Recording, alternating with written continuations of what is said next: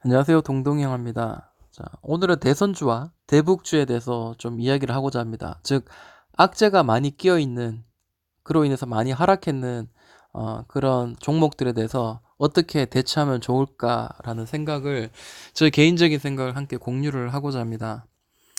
자, 홍종욱 관련주 같은 경우에 지난주에 그 딸에 대한 그 마약류를 한국으로 이제 밀반입하다가 이제 걸렸는 그런 상황이 있었습니다. 그로 인해서 이제 주로 이제 디지털조선, KNN, 그리고 고려산업 이 세 개가 대장주로 역할을 했던 것 같아요. 근데 많이 무너졌습니다. 근데 사실은 이게 무너질 만한 그런 자리는 아니었을 거예요. 왜냐하면 자, 여기 보시면 4,050원입니다. 4,050원, 4,050원, 4,050원이 돌파가 나왔거든요.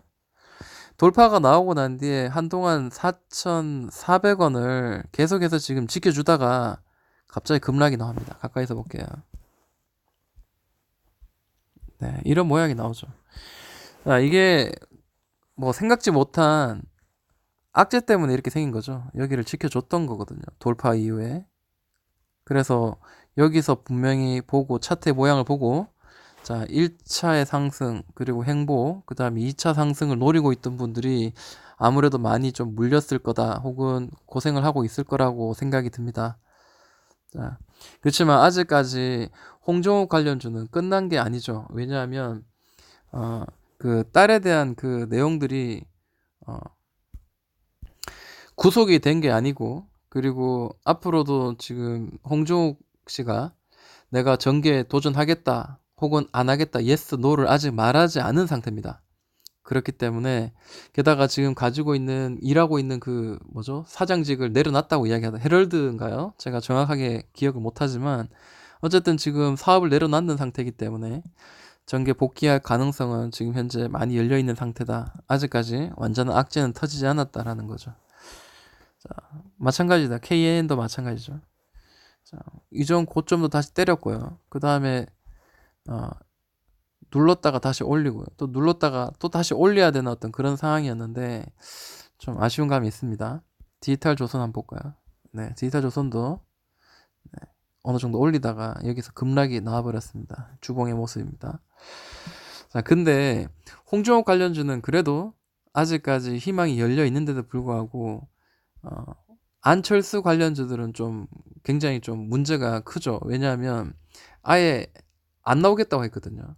놓으라고 이야기하고 나는 이번에 나오지 않고 계속 공부를 좀 이어가겠다라는 이야기를 하면서 써니전자가 이제 대장주 역할을 좀 했었는데 완전히 무너졌습니다. 이렇게 보시면 주봉인데 사실 주봉이 계속 좀 연결해서 이전 고점인 한 5,200원 정도는 5,200, 300원 정도는 터치할 만한 그런 자리였는데 굉장히 많이 무너졌습니다. 근데 저는 홍정욱 관련주는 아직까지 살아있다라는 생각을 좀 하지만 안철수 관련주는 다시 정계로 복귀하겠다라는 말을 다시 이렇게 번복하기가 쉽지 않을 것 같다라는 생각을 해봅니다. 네, 지금 오늘 많이 무너졌는데요. 또뭐 내일 되면 또 어떻게 될지 또 지켜봐야 되겠죠.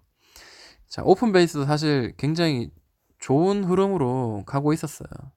근데 이게 안철수 관련주로 이렇게 엮여 있다 보니까 오늘은 좀 이렇게 많이 무너졌습니다만 그 오픈 베이스는 사실은 그 안철수 관련주뿐만 아니라 뭐 이렇게 4차 혁명 관련주에 속하기 때문에 충분히 얘는 다시 살아날 수 있는 그런 여력은 있을 거라고 생각합니다. 마찬가지 링네트도 오늘 굉장히 많이 빠졌지만 이 친구 마찬가지 4차 혁명 관련주기 때문에 다시 한번 여기 이 자리를 오늘 많이 빠진 자리긴 하지만 이 자리를 지지해주면은 다시 이전에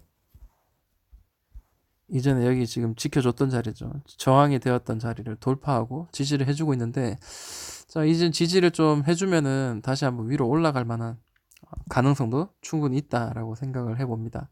그에 비해서 자, 황교안 관련주 그리고 이낙연 관련주는 큰 어떤 문제 없이 잘 만들어가고 있습니다. 한때 그 조국 씨가 이제 장관이죠. 나와서 이제 국회에 나와가지고 어떤 이야기를 하면서 좀 이렇게 강하게 빠졌는데도 윗 아래 꼬리를 달면서 지금 지켜주고 있는 현재 모양을 보여주고 있습니다. 여기 다시 이제 급등을 할 수도 있겠죠. 나름대로 급등할 수 있고, 왜냐하면 아직까지 추세가 꺾인 건 아닙니다. 추세가 꺾인 건 아니기 때문에 한 번 더 올라갈 가능성이 있는데, 자, 여기서는 사실 좀 조심해야 될 자리긴 합니다. 네, 음봉을 많이 맞았었고 옆으로 횡보하는데, 이 횡보가 다시 올리기 위한 횡보일지, 그리고 다시 한 번 더 누를 만한 횡보일지는 사실은 이거를 감을 잡기가 쉽지는 않습니다.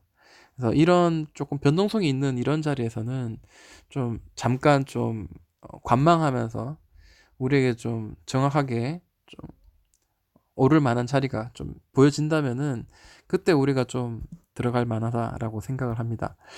자, 대북주를 한번 볼게요.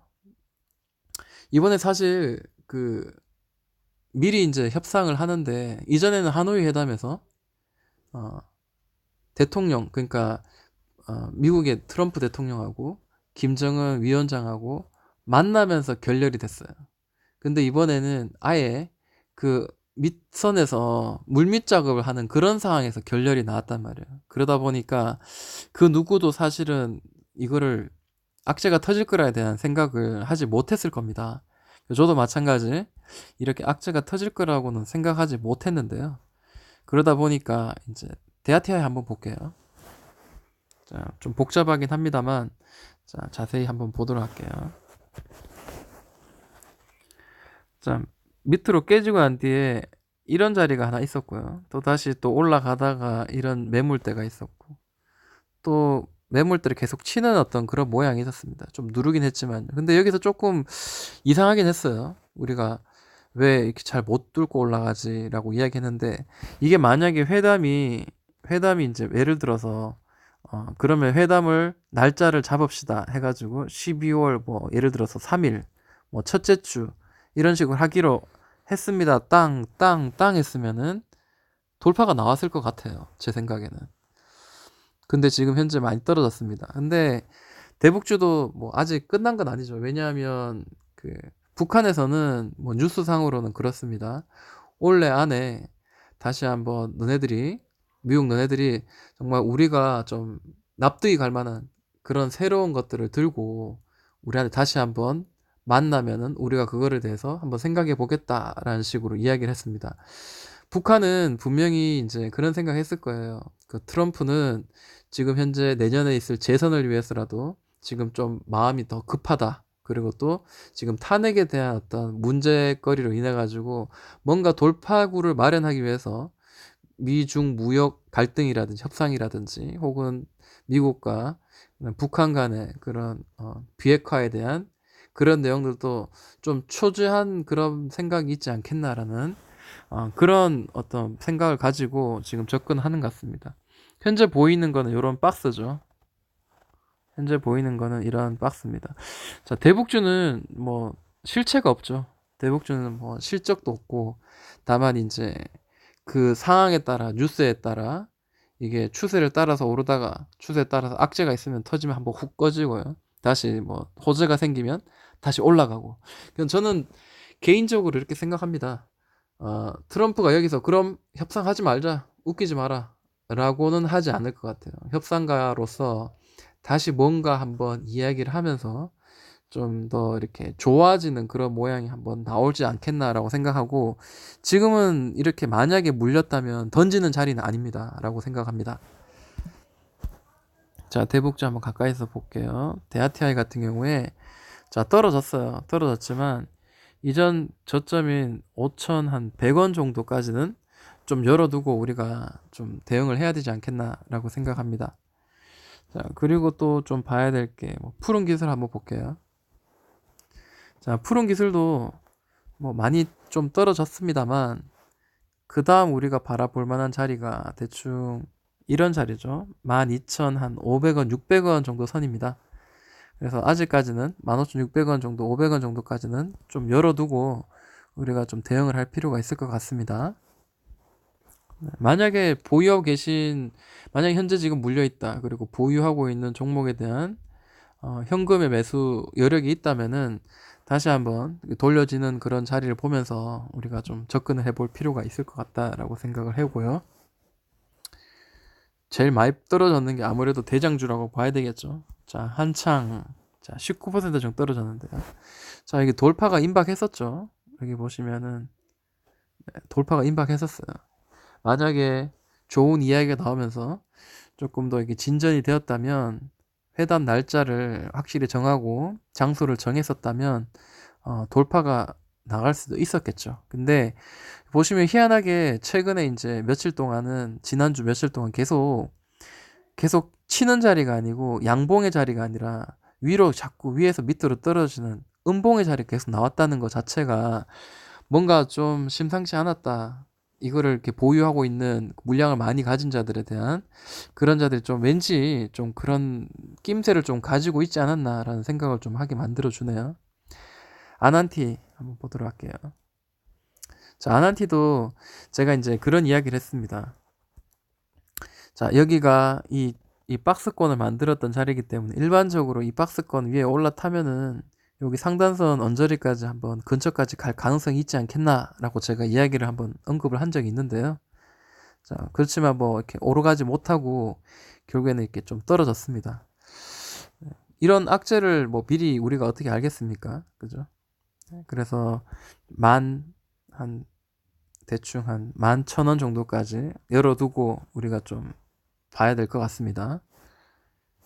그리고 인디에프도 사실 대장주 역할을 했죠. 개성공단, 그리고 관광, 그리고 철도, 이 세 개가 지금 굉장히 강했는데, 자, 인디에프가 그 중에 이제 대장주 역할을 좀 해왔던 걸로 알고 있습니다.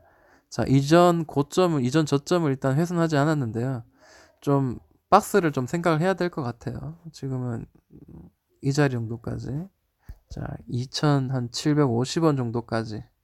그 정도까지는 한번 생각을 좀 하고 열어두고 접근을 할 필요가 있을 것 같습니다. 뭐 내일 당장 어떻게 될지는 알 수 없습니다. 다만 이제 이런 것들을 좀 나름대로 좀 예측을 하고 어느 쯤에서 돌릴까 이런 거를 좀 한번 우리가 좀 미리 예측을 해보고 한번 봐야 되겠죠. 자, 일신석제도 괜찮았죠. 일신석제도 계속 이제 쓰리봉을 만들면서 고가에서 지금 계속 놀았었는데 많이 빠졌어요. 많이 빠졌지만 이전 저점보다는 그래도 살아있다라는 거죠. 그래서 만약에 보유하고 계신 분이라면 좀 어, 지금 이미 많이 빠졌는데 17%를 많이 빠지고 현재까지 보유하고 있다면 이거를 다시 던지기에는 좀 아깝다, 아쉽다라는 생각이 들고, 어, 아예 트럼프도 그럼 나 안 해, 하기 싫어 이렇게 말을 한다면 모를까, 분명히 그러진 않을 거라는 생각을 해봅니다. 일단 추세는 만들어져야 되는데 아직 이렇게 갭 하락을 떨어지면서 하루가 끝났기 때문에 우리가 좀 며칠 더 지켜보면서 이 주가의 흐름을 보고 차트를 보면서 우리가 조금 더 대응을 할 수 있는 그런 자리가 올 거라고 생각을 해봅니다. 자, 오늘 굉장히 안 좋으셨을 겁니다. 다만 오늘 제약 바이오가 많이 올랐는데요. 자, 제약 바이오 같은 경우에는 실체도 없기 때문에 사실 매우 힘듭니다만, 그래도 많이 떨어진 상황에서 가격에 메리트가 있기 때문에 이번에 좀 많이 올랐던 것 같습니다. 자, 영상이 끝나고 제약 바이오, 특히 바이오 시밀러, 그리고 그런 내용들에 대해서 좀 다시 한번 다뤄보겠습니다.